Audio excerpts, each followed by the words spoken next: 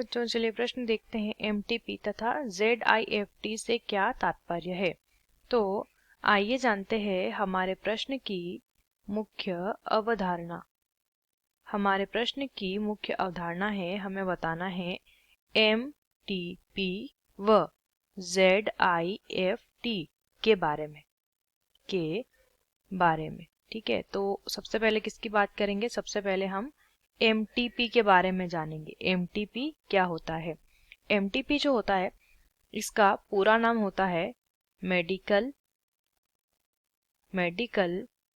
Termination of pregnancy act. ये एक प्रकार का क्या है? अधिनियम है। तो इसे हिंदी में कहते हैं गर्भ, ठीक से लिख लेंगे, गर्भ का चिकित्सकीय समापन अधिनियम यानी कि एक्ट।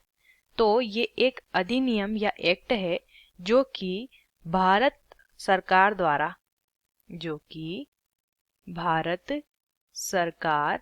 के द्वारा 1971 यानी 1971 में भारत में आया था और वर्ष 2003 में इसमें आवश्यक संशोधन किए गए। उसके बाद ये लागू कर दिया गया, या ऐसा हम कहेंगे कि 2003 में इसमें संशोधन किए और भारत में ये अधिनियम 1971 में आया। अब ये अधिनियम जो है ये क्यों आया? तो अनचाहे गर्भ के समापन के लिए ये अधिनियम पारित किया गया था, जिसमें कि चिकित्सा के द्वारा या चिकित्सकीय पद्धतियों द्वारा क्या कर सकते हैं? गर्भ का समापन कर सकते हैं इस अधिनियम के अनुसार। अब बात करेंगे ZIFT की। तो ZIFT का पूरा नाम होता है ज़ायगोट इंट्राफैलोपियन ट्रांसफर, जिसे हम हिंदी में कहते हैं युग्म कोश अंतर्गर्भाशयी स्थानांतरण।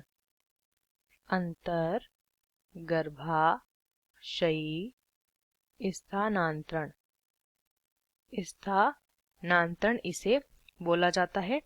इसके अंदर क्या करते हैं? ये एक प्रकार की तकनीक होती है जिसमें कि जो मादाएं होती हैं, मादा के अंड को उसके शरीर के बाहर क्या करते हैं? निषेचित कराया जाता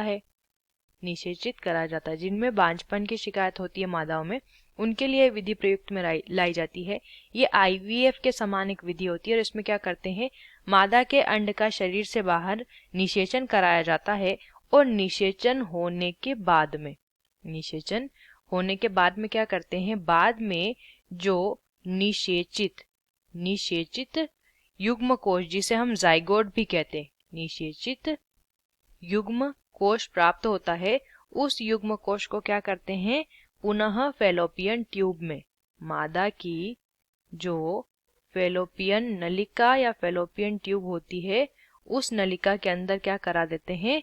प्रवेशित करा देते हैं। जिसके बाद ये युग्म कोश धीरे धीरे उसी प्रकार वृद्धि करता है जिस प्रकार एक सामान्य भ्रूण वृद्धि करता है।